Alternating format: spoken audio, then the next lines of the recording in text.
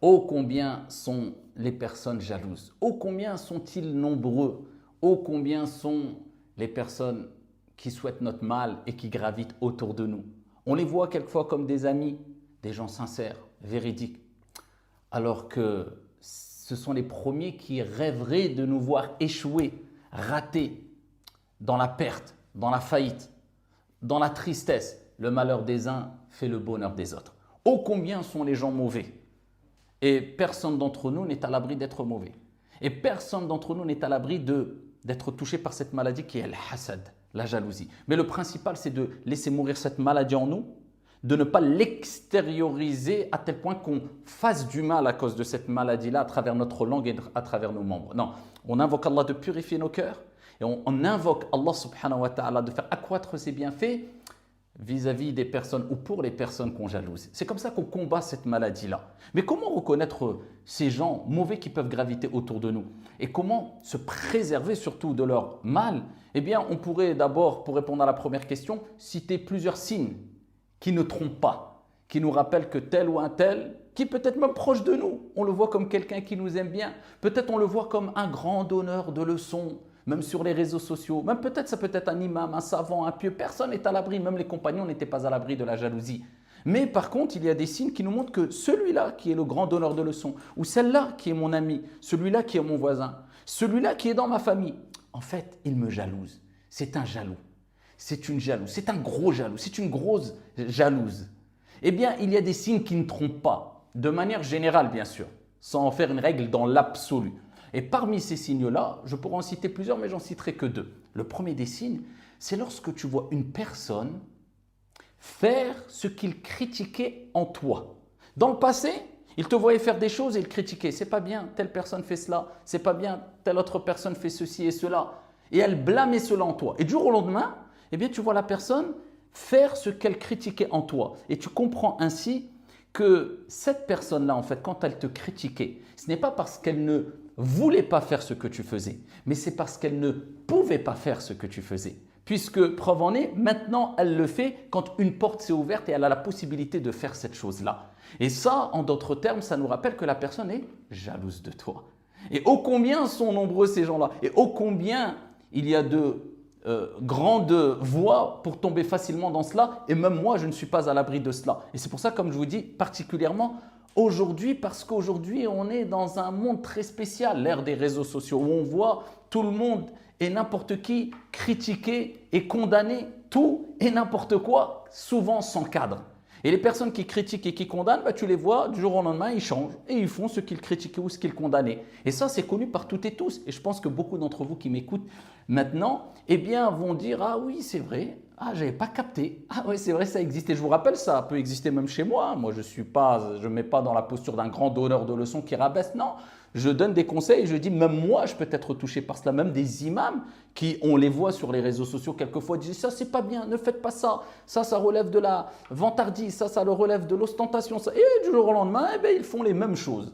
Rien à comprendre. Donc, soyez pas étonnés que ça vous arrive au sein de vos propres familles, chez vos amis, chez vos proches, chez vos voisins, que vous-même, vous soyez touché par cette maladie ou que moi-même, je puisse être touché par cette maladie, puisque la jalousie, c'est un mal, c'est un poison très vicieux qui s'introduit dans le cœur très facilement. C'est pour cela qu'il faut se prémunir de ce genre de maladie-là. Des gens qui condamnent surtout, et qu'Allah nous préserve de ne pas faire partie de ces gens-là qui condamnent des choses, mais en fin de compte, ce n'est pas parce qu'ils ne peuvent pas le faire, c'est pas parce qu'ils ne voulaient pas le faire, c'est parce qu'ils ne peuvent pas le faire.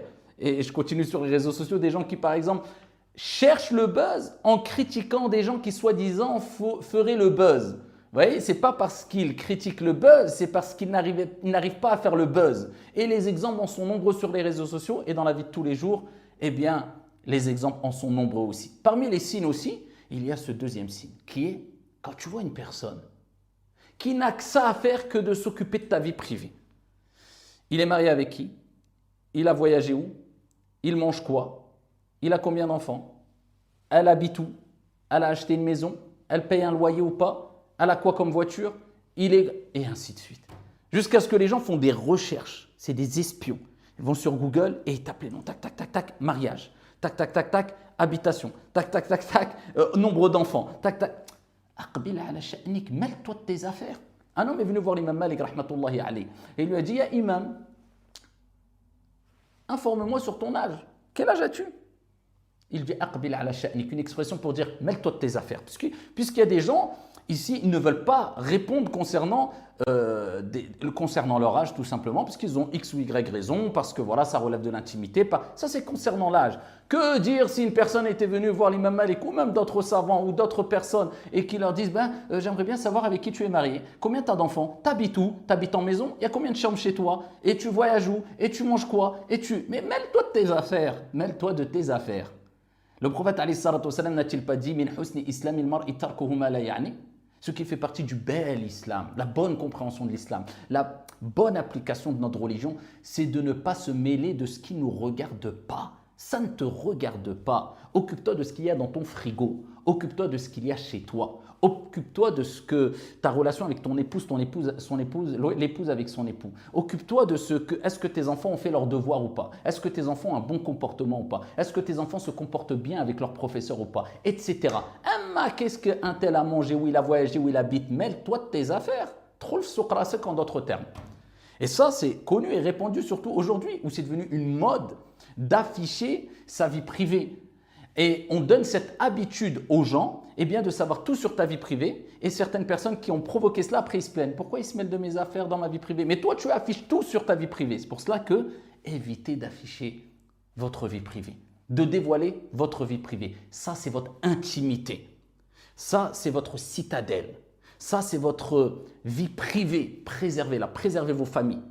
Et c'est pour cela que la discrétion doit être de mise. Et le prophète alayhi salatu wassalam nous a recommandé cette discrétion-là, comme on va le voir incha'Allah ta'ala. En tout cas, pour ne pas trop prolonger. Quels sont les remèdes? Les remèdes pour se préserver de ce mal-là, du mal des jaloux, du mal des envieux, du mal des mythos qui veulent passer pour des grands conseillers, mais en fin de compte, ils ne veulent pas ton bien, ils sont juste jaloux. Comment se préserver de tout ce mal-là et que nous-mêmes nous tombions dans ce mal-là?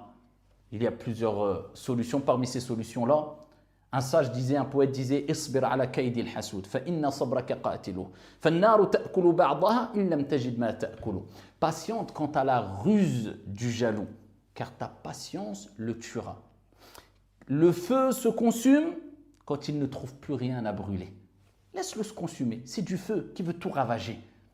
Quand il ne trouvera plus rien à brûler, il se consumera. La patience, l'indifférence. Laisse-les de côté. Trace ton chemin. Continue à avancer. Place ta confiance en Allah subhanahu wa ta'ala. Agis avec intelligence, une certaine discrétion et en faisant tes invocations. Les invocations, c'est le deuxième point pour se préserver. Ad-du'a, ad-du'a. L'invocation, l'invocation. Al-afkar, al-afkar. Les évocations, les évocations. Allah a révélé surat al-falaq et surat al-nas. À travers ces soirs, on cherche protection auprès d'Allah subhanahu wa ta'ala contre le mal des envieux. Wa min sharri hasidin idha hasad. Contre le mal de l'envieux quand il envie, quand il exprime son envie, sa jalousie avec haine. C'est-à-dire, l'envieux, c'est l'envie qui est blâmable. C'est quand une personne veut que le bienfait que Dieu t'a accordé disparaisse. Le malheur des uns fait le bonheur des autres. Mais si tu envies ton frère, mais tu invoques pour lui, tu ne veux pas que ce bienfait disparaisse, tu aimerais avoir la même chose, mais tu invoques Allah en sa faveur, il n'y a pas de mal. Mais si tu as une envie avec de la haine, que Dieu nous en préserve, invoque Allah Azza wa Jal. Donc invoque Dieu pour que Dieu purifie ton cœur afin de te préserver de la jalousie, car moi-même le premier, nous, on n'est pas à l'abri. Et invoque Allah subhanahu wa ta'ala à travers la récitation de Surat al-Falaq et Surat al-Nas et les invocations du soir et du matin afin que Dieu te préserve du mal des envieux, car l'envieux peut être très dangereux à travers ses membres, sa langue, mais aussi son œil, le mauvais œil. Le prophète alayhi salatu wa salam a dit Al-aynu haqq. Le mauvais œil est une vérité. La troisième des recommandations, la discrétion, la discrétion. Et c'est pour ça le prophète alayhi salatu wa salam, dans le hadith rapporté par At-Tabarani et d'autres, il nous dit cherchez la réussite dans vos projets. Regardez, cherchez la réussite dans vos projets. Projet de mariage, projet d'investissement, projet d'entreprise, projet de voyage, Cherchez la réussite dans vos projets, dans le fait de ne pas les divulguer, de les cacher. Sauf si tu les divulgues à des personnes de confiance, un cercle très restreint pour le conseil, car c'est très important. Allah dit au prophète, consulte-les dans les affaires, quand tu as pris ta décision, place ta confiance en Allah Azza wa Jal. Un groupe très très restreint, une élite que tu considères comme une élite, masha'Allah. Eh bien le prophète alayhi salatu wassalam, il nous dit cela. Ensuite il nous dit quoi? فَإِنَّ كُلَّ ذِي نِعْمَةٍ مَحْسُودٍ. Chaque personne qui détient un bienfait sera jalousée. C'est comme ça, malheureusement. C'est pas moi qui le dis, qui l'invente. Tu as des bienfaits, il y aura des jaloux. C'est comme cela, il y en a partout et il y en aura partout. Et même toi, tu peux être une personne qui va jalouser les autres. Donc c'est pour cela la discrétion. N'affichez pas toute votre vie sur les réseaux sociaux. Ou alors, même en discutant avec des gens, à chaque fois, je parle de votre vie privée. Ce qui relève de l'intimité, c'est les affaires de personnes et vous-même, vous n'avez pas à les divulguer. Gardez cela entre vous et votre Seigneur pour ce qui concerne les actes d'adoration et autres, et votre famille, vos proches, les personnes concernées. Pas besoin d'afficher tout. Regardez ce que je mange, regardez ce que je bois, regardez ce que je fais, tous les détails. Il y a des gens autour de vous qui font semblant avec de grands sourires qu'ils vous aiment, mais ils rêveraient d'être à votre place. Ils font semblant de vous apprécier et d'être heureux pour vous, mais ils rêveraient que ces bienfaits disparaissent. Préservez les bienfaits que vous avez en ne les divulguant qu'aux personnes que vous aimez vraiment et en restant discret au maximum. Ainsi, vous allez réussir. C'est comme cela que le prophète alayhi salatu wassalam nous a recommandé d'agir. Et pour terminer, n'oubliez jamais le hadith rapporté par Abu Daoud et d'autres, où le prophète alayhi salatu wassalam a dit « Méfiez-vous de la jalousie al-hasad, car al-hasad consume les bonnes actions comme le feu consume le bois. » Ça fait disparaître les bonnes actions. Donc méfiez-vous de la jalousie et préservez-vous des gens jaloux et des gens mauvais et demandez à Dieu de vous préserver de faire partie de ces gens-là. Amin. Wassalamu alaikum.